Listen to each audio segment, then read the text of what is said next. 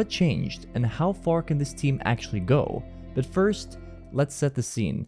Japan is an island nation with a culture where honor and respect are dominant values, with a history of shoguns and samurais, but currently more known for technology, cuisine, automobiles, and punctuality.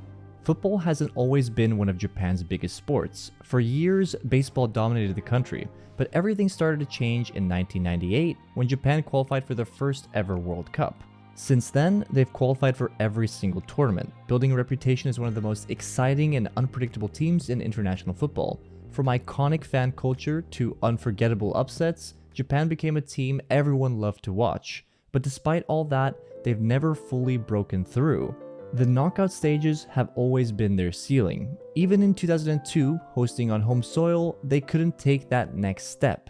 But that tournament changed something, because ever since, Japan haven't just improved, they've been building towards something bigger. 2018 is where Japan started building the dangerous team that they have today, and it makes sense as this is when they appointed Hajime Moriyasu, Japan's current manager.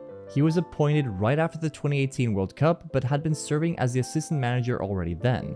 He has the most games as the manager for Japan and by far the best win percent, boasting an almost 70% win rate.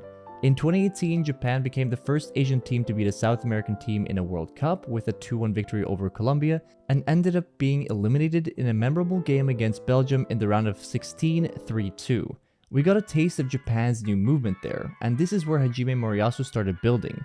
In the 2019 AFC Cup, Japan won 6 games in a row before losing in the final to Qatar, starting to show the consistency that is so important in big tournaments. In 2022, Japan was drawn into the group of death in the World Cup, drawing Germany and Spain in their group. How did they respond? They beat both of them and topped the group, shocking the world. Japan's fans also became a huge inspiration for the world, as after their games, they would stay at the stadium and clean up garbage before they left. Expectations were big for Japan after their performance in the group, and the next test was the round of 16, the stage they've never been able to pass.